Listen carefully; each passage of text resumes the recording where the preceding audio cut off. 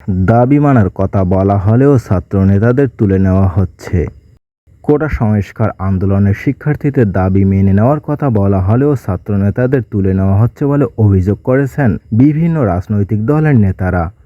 তারা এক বিবৃতিতে ছাত্র নেতাদের তুলে নেওয়ার ঘটনার নিন্দা ও প্রতিবাদ জানিয়েছেন। অবিলম্বে সব ছাত্র নেতাকে পরিবারের কাছে ফিরিয়ে দেওয়ার দাবিও জানিয়েছেন নেতারা।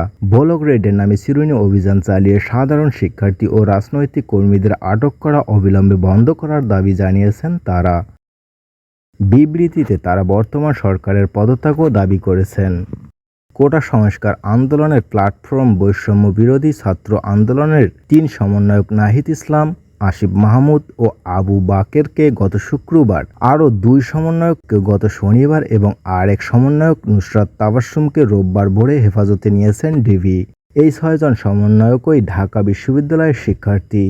এই ৬ সমন্বয়কের পাশাপাশি জাহাঙ্গীরনগর বিশ্ববিদ্যালয়ের সমন্বয়ক আরিফ সোহেলকে তুলে নেওয়ার নিন্দা ও প্রতিবাদ জানানো হয়েছে বিভিন্ন দলের বিবৃতিতে আন্দোলনের ঘটনায় হওয়া সব মামলা প্রত্যাহার, অবিলম্বে সব শিক্ষা প্রতিষ্ঠান চালু ও শিক্ষার্থীদের নিরাপত্তার ব্যবস্থা করার দাবি জানানো হয়েছে। এছাড়াও কারফিউ প্রত্যাহার করে পুলিশ, বিজিবি, সেনাবাহিনী সহ সব বাহিনীকে ব্যারাকে ফিরিয়ে নেওয়া এবং আন্দোলনকারী ছাত্র জনতার উপর হামলা, গুলি, হত্যা পরিকল্পনাকারী, নির্দেশদাতা ও বাস্তবায়নকারীদের বিচারের আওতায় আনার দাবিও জানান বিভিন্ন দলের নেতারা।